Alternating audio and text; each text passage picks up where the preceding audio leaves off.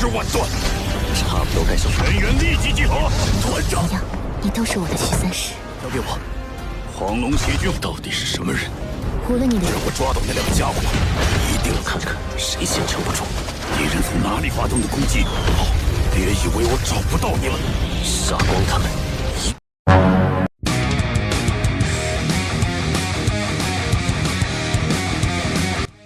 Halo guys, kembali bersama Mimin di channel Dimensi Donghua. Di video kali ini, Mimin akan melanjutkan cerita Solen 2 episode 165 yang akan terjadi selanjutnya. Namun sebelum masuk ke inti ceritanya, Mimin akan memberikan sedikit informasi. Dikarenakan channel ini sudah terkena 2 kali pelanggaran, maka konten-konten Donghua lainnya akan Mimin bahas di channel kedua dan channel ketiga. Untuk link channelnya ada di kolom komunitas YouTube channel ini. Tanpa berlama-lama, langsung aja kita masuk ke ceritanya.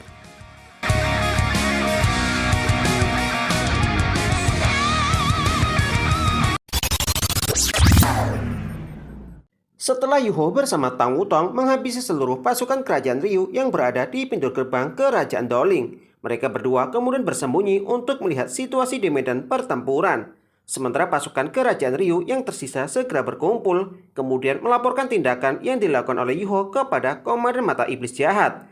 Sehingga Komandan Mata Iblis Jahat berniat untuk mundur dan pergi meninggalkan kerajaan Doling. Namun belum sempat pergi dari tempat tersebut, mereka tiba-tiba dikejutkan oleh serangan badai spiritual Palu Hautian. Setelah menyadari jika serangan ini sangatlah kuat, Komandan pasukan Mata Iblis Jahat segera masuk ke dalam robot manusia untuk melindungi diri. Meski robot manusia terkena badai Palu Hautian, namun Komandan Mata Iblis Jahat berhasil menyelamatkan diri setelah mengaktifkan roket pendorong.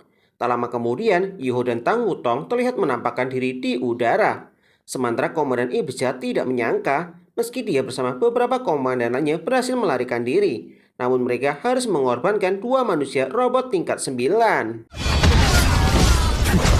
Sementara itu, Yuho menyadari jika Komandan Mata Iblis Jahat bukan hanya seorang insinyur jiwa tingkat 9, melainkan seorang Turtle Luo. Dikarenakan Yuho ingin membalas semua perbuatan kerajaan Ryu, Yuho bersama Tang Wutong langsung melesat untuk menghabisi Komandan pasukan Mata Iblis Jahat.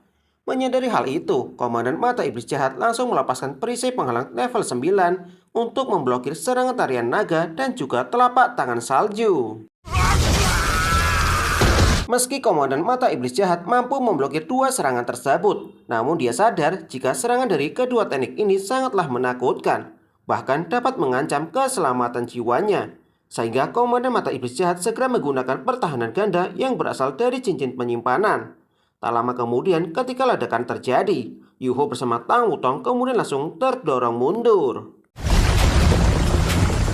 Mereka berdua tidak menyangka jika kerajaan Ryu memiliki alat jiwa sekuat ini. Karena Yuho telah memiliki energi yin dan yang, maka serangan atribut es tanpa batas sebelumnya seharusnya mampu untuk membunuh seorang Turtle Luo. Dikarenakan Yuho saat ini tidak mampu untuk mengalahkan komandan pasukan Mata Iblis Jahat, Yuho segera membuka portal dimensi untuk pergi dari tempat tersebut. Sementara itu, setelah menarik kembali alat jiwa pertahanan, Komandan Mata Iblis Jahat tidak menyangka jika di tempat ini terdapat musuh yang memiliki kekuatan jiwa yang sangat menakutkan, bahkan memiliki kemampuan untuk menyembunyikan diri. Sambil membenarkan hal itu, Tian Yuan sangat khawatir dengan kemampuan melarikan diri yang dimiliki oleh pihak musuh. Terlebih lagi, kemampuan seperti ini seharusnya dimiliki oleh seseorang yang telah mencapai limit Luo. Sehingga membuat Tian Yuan merasa penasaran sejak kapan kerajaan Doling memiliki ahli kuat seperti ini. Setelah berhasil menghancurkan ibu kota kerajaan Doling, Komandan Mata Iblis Jahat memutuskan untuk pergi meninggalkan tempat tersebut menggunakan alat jiwa tipe terbang. Tidak berselang lama, setelah melihat pasukan kerajaan Ryu pergi, Yuho bersama Tang Wutong segera menemui seluruh anggotanya. Yuho memberitahu jika kondisi kerajaan Doling dalam kondisi yang tidak menguntungkan. Bahkan istana kerajaan juga telah hancur. Sehingga Yuho tidak dapat memastikan apakah masih ada anggota keluarga kerajaan yang masih hidup. Yuho kemudian meminta Susansi bersama Jiang Nanan untuk tetap berada di tempat ini. Kemudian memberitahu identitas mereka jika mereka berasal dari Akademi Shrek. Sementara Yuho bersama Tang Wutong akan melakukan pengajaran terhadap pasukan elit kerajaan Ryu yang melarikan diri. Setelah mengatakan hal itu, Yuho bersama Tang Wutong segera melesat ke arah perginya pasukan kerajaan Ryu. Meski Susansi ingin memberitahu Yuho tentang sesuatu, namun Susansi sudah terlambat untuk mengatakannya. 橘子的阳谋 Tak lama kemudian, Yuho segera melepaskan deteksi mata spiritual untuk melihat ke arah mana perginya pasukan kerajaan Ryu. Pada saat ini, pasukan kerajaan Ryu yang masih hidup membantu rakyat mereka yang terluka. Sementara hati Susansi dipenuhi oleh emosi ketika melihat kota Doling telah hancur. Yang dimana kota Doling merupakan tanah kelahiran Susansi sekaligus merupakan tempat tinggal dari kedua orang tuanya. 斗灵帝国交给我。